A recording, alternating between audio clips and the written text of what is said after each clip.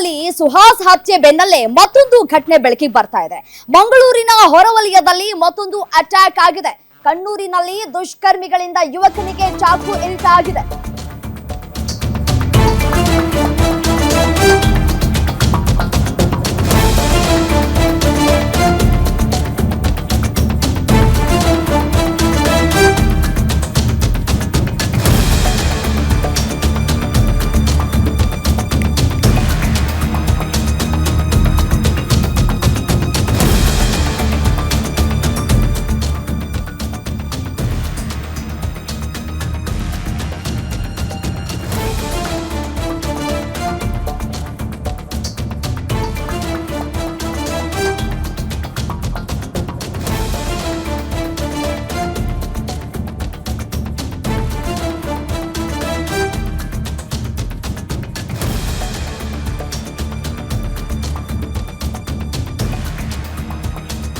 ಯುವಕನಿಗೆ ಚಾಕು ಇರಿತಾಗಿದೆ. ಮುಂಜಾನೆ 3 ಗಂಟೆಗೆ 5 ದುಷ್ಕರ್ಮಿಗಳಿಂದ ದಾಳಿಯಾಗಿದೆ.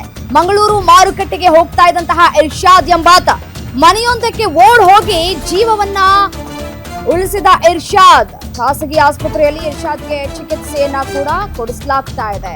ನೋಡಿ, ನಿನ್ನೆ ಅಷ್ಟೇ ಈ ಒಂದು ಘಟನೆ ಆಗಿತ್ತು. ಅಂದ್ರೆ ಚಾಕುವಿನಿಂದ ಇರಿದು ಸುಹಾಸ್ನನ್ನ ಹತ್ಯೆ ಮಾಡಲಾಗಿತ್ತು. ನಿನ್ನೆ 8:30 ಸುಮಾರಿಗೆ ಹತ್ಯೆಯಾಗಿತ್ತು. ಆ ಒಂದು ಪ್ರಕರಣ ಮಾಸುವ ಮುನ್ನವೇ ಇದೀಗ ಮತ್ತೊಂದು ಪ್ರಕರಣ ಬೆಳಕಿಗೆ ಬರ್ತಾ ಇದೆ. ಮಂಗಳೂರು ಮಾರುಕಟ್ಟೆಗೆ ಹೋಗ್ತಾ ಇದ್ದಂತಹ ಇರ್ಷಾದ್ ಎಂಬಾತನನ್ನ ಚಾಕುವಿನಿಂದ ಇರಿದು ಹತ್ಯೆ ಮಾಡಲಾಗಿರುವಂತಹ, ಅಂದ್ರೆ ಹತ್ಯೆ ಮಾಡೋದಕ್ಕೆ ಪ್ರಯತ್ನಗಳಾಗಿದೆ ಅನ್ನುವಂತಹ ಮಾಹಿತಿ ಸದ್ಯಕ್ಕೆ ಲಭ್ಯ ಆಗ್ತಾ ಇರುವಂತದ್ದು. ಸದ್ಯ ಆತ ಯಾರ್ದೋ ಮನೆಗೆ ಹೋಗಿ ಅಲ್ಲಿ ಅಡಿವಿಟ್ಕೊಂಡು ಆ ನಂತರ ಅಲ್ಲಿಂದ ತಪ್ಪಿಸ್ಕೊಂಡು ಇದೀಗ ಚಿಕಿತ್ಸೆಯನ್ನ ಪಡೆದುಕೊಳ್ತಾ ಇದ್ದಾನೆ ಅನ್ನುವಂತಹ ಮಾಹಿತಿ ಸದ್ಯಕ್ಕೆ ಲಭ್ಯ ಆಗ್ತಾ ಇರುವಂತದ್ದು. ಯಾವ ಕಾರಣಕ್ಕಾಗಿ ಇರ್ಷಾದ್ ಮೇಲೆ ಅಟ್ಯಾಕ್ ಆಯಿತು, ಏನ್ ರೀಸನ್ನು,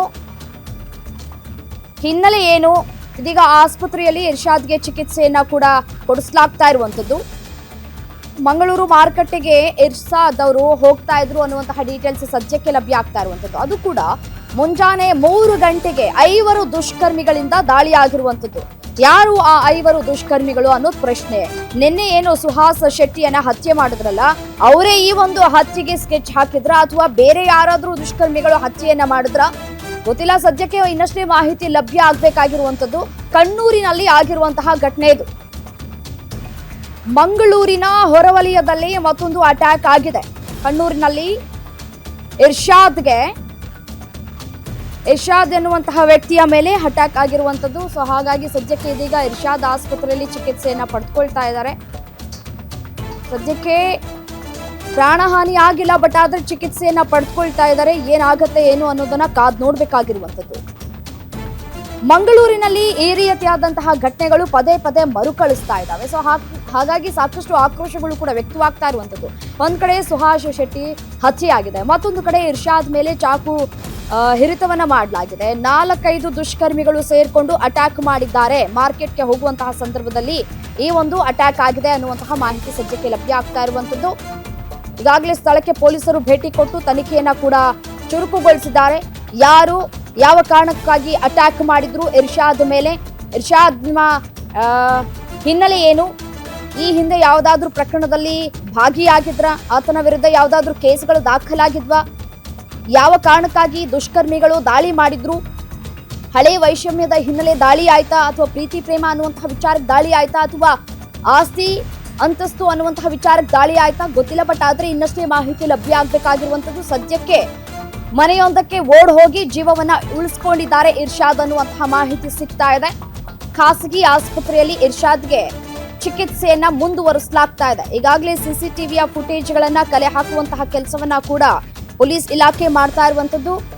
ಮಧ್ಯರಾತ್ರಿ 3 ಗಂಟೆಯ ಸುಮಾರಿಗೆ ಇರ್ಷಾದ್ ಮೇಲೆ 4-5 ದುಷ್ಕರ್ಮಿಗಳು ಅಟ್ಯಾಕ್ ಮಾಡಿದ್ದಾರೆ.